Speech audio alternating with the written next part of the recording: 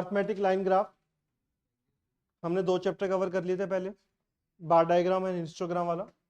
अब आता है नेक्स्ट डायग्रामेटिक प्रेजेंटेशन में arithmetic line graph. Arithmetic line graph क्या होता है बेटा, जब ग्राफ पेपर पर, ग्राफ शीट पर हम डाटा को प्रेजेंट करते हैं उसको हम क्या बोलते हैं, अर्थमेटिक लाइन ग्राफ या टाइम सीरीज ग्राफ। ठीक है, बेसिकली उसमें क्या होता है, जैसे लाइक आपको ईयर दिए होंगे, टाइम बेसिकली उसको हम बोलते हैं, तो वो टाइम के बेसिस पर आपको इन्फॉर्मेशन दी होती है, प्रोडक्शन सेल्स कुछ भी गिवन है, तो आपने वो वैल्यू क्या करनी होती है, प्लॉट करनी होती है वहां पर ग्राफ पर, उसको हम क्या बोलते हैं, टाइम सीरीज ग्राफ। तो ग्राफिक प्रेजेंटेशन क्या होती है बेटा, एक अनदर फॉर्म ऑफ प्रेजेंटेशन होती है जहां पर आप ग्राफ पेपर पर वैल्यूज को प्लॉट करके क्या कर सकते हो, अपना डाटा को प्रेजेंट कर सकते हो। तो टाइम सीरीज ग्राफ बेटा दो टाइप के होते हैं, एक वन वेरिएबल होता है और एक टू वेरिएबल होता है। वन वेरिएबल ग्राफ कौन सा होता है, जिसमें सिर्फ एक कैरेक्टर हो। ठीक है, जब हम एक कैरेक्टर को शो करेंगे तो क्या होगा, वन वेरिएबल का। फॉर एग्जांपल एक मुझे ईयर और प्रोडक्शन गिवन है, तो प्रोडक्शन है तो सिर्फ कितना कैरेक्टर है, एक ही कैरेक्टर है, तो वो क्या होगा, वन वेरिएबल का। ठीक है जी, हमने वैल्यू प्लॉट करी कि 1990 में ये वैल्यू है, 1991 में ये वैल्यूज है, 1992 में ये वैल्यू है, तो हमने वैल्यू प्लॉट करी, तो उन पॉइंट्स को क्या कर देंगे, हम ज्वाइन कर देंगे, तो हमारे पास क्या आ जाएगा, वन वेरिएबल ग्राफ। क्लियर है पॉइंट? हाँ, इसी को लाइन ग्राफ बोलते हैं। Second, two variable graph. Two variable में क्या होगा, एक से ज्यादा कैरेक्टर होंगे, दो कैरेक्टर हो रहे हैं, लाइक प्रोडक्शन और सेल्स। अब प्रोडक्शन है तो लाइक जनवरी में प्रोडक्शन कितनी हो रही है, 5, सेल्स कितनी हो रही है, 7.5। अब ऐसे करते करते हमने बाकी सारे मंथ्स की भी प्रोडक्शंस को और सेल्स को प्लॉट कर दिया यहाँ पर, उनको क्या कर देना, ज्वाइन कर देना with the help of scale. Clear? अब बेटा दोनों को डिफरेंशिएट करने के लिए एक को नॉर्मल लाइन रख ली और एक को ब्रोकन लाइन। ठीक है, डॉटेड नहीं, ब्रोकन लाइन से, डॉटेड डॉट डॉट से बनी होगी। क्लियर है, कोई डाउट? अब पॉइंट आता है बेटा जनरल रूल्स के, जब भी हम डायग्राम बनाते हैं तो क्या रूल्स है जो हमें फॉलो करने पड़ते हैं। देखो फर्स्ट रूल आता है हेडिंग, कि ग्राफ जब भी आप बनाओगे ग्राफ की क्या होनी चाहिए, हेडिंग होनी चाहिए। ठीक है, ताकि सामने वाले को समझ आ सके वो ग्राफ किस चीज का पढ़ रहा है। अगर उसको यही ना पता हो कि वो किस चीज का ग्राफ पढ़ रहा है, किस चीज की ग्राफ को स्टडी कर रहा है, ठीक है, तो वो कुछ भी समझ नहीं पाएगा वहां से। क्लियर है? तो ग्राफ बनाने के लिए हमें सबसे पहले उसकी हेडिंग मस्ट हो। क्लियर है? Second, choice of scale. जैसे बेटा आपने यहाँ पर ग्राफ बनाया तो जो गैप रखा वो क्या रखा, सेम। क्या रखा, सेम। ऐसा नहीं है 5 5 का 7 7 का 15 15 का 18, ऐसा कुछ नहीं रखा, वहां पर गैप क्या रखा आपने, सेम रखा। Next, proportion of axis. जो एक्सिस होते हैं, length of X axis, Y axis, तो जो एक्स एक्सिस की लेंथ होगी वो 1.5 टाइम्स होगी वाई एक्सिस। अगर वाई एक्सिस 10 सेंटीमीटर है तो एक्स एक्सिस कितना होगा, 15 सेंटीमीटर। अगर वाई 20 है, ठीक है, तो एक्स कितना होगा इसका 1.5 टाइम, 30। क्लियर है? ऐसे लाइंस ऑफ डिफरेंट टाइप, बेटा जैसे ये अगर एक से ज्यादा पॉइंट्स को शो करना तो डिफरेंट डिफरेंट लाइंस का यूज करेंगे, सो दैट कि we can differentiate the graph. Next, table of data. If it is possible कि ग्राफ का टेबल भी दिया हो तो वो टेबल मस्ट है, सो दैट कि सामने वाला उस टेबल के साथ भी समझ सके, उसको अगर ग्राफ नहीं समझ आ रहा।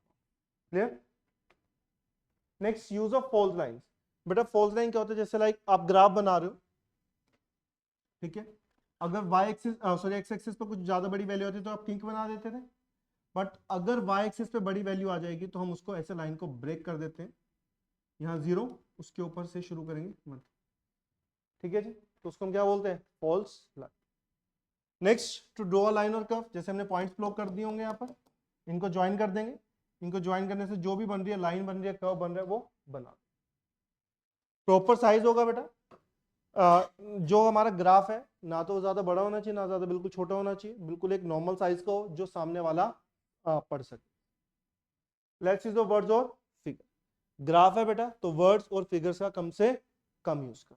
ठीक है, क्योंकि ग्राफ बनाने, डायग्राम बना रहे तो उसमें वर्ड्स और फिगर्स का ज्यादा यूज नहीं कर।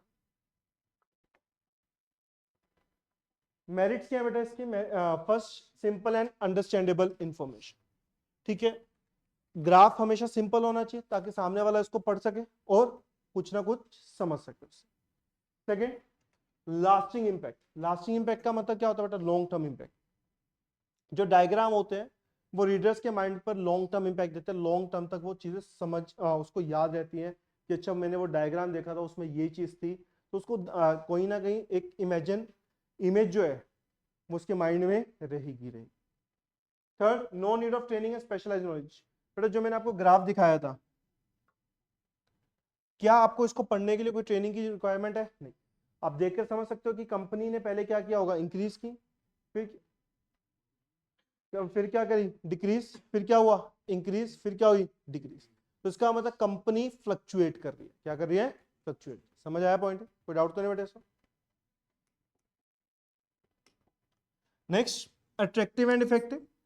ग्राफ को बेटा अट्रैक्टिव बनाना है ताकि सामने वाला अट्रैक्ट हो सके और उसको पढ़ने के लिए। ठीक है, ऐसा ना हो ना ग्राफ इतना आपने अजीब सा बना रखा है कि कोई पढ़ना ही ना चाहे उसको। Helpful in comparison. अब मैंने जो ग्राफ बनाया था उसमें 2 लाइनें यूज करी, तो मैं कंपेयर कर सकता था कि अगर प्रोडक्शन अप जा रही है तो सेल्स भी अप जा रही है, प्रोडक्शन डाउन जा रही है तो सेल्स भी डाउन जा रही है। लोकेशन ऑफ एवरेजेस, याद है हमने हिस्टोग्राम करा था, हिस्टोग्राम में मैंने कहा था आप मोड कैलकुलेट कर सकते हो। ठीक है, हमने ओजाइव किया था, उसमें मैंने कहा था जहां पर less than more than cut होगी वहां पर क्या आएगा आपका मीडियन। तो with the help of graph हम मीडियन मोड भी कैलकुलेट कर सकते हैं। कोई डाउट?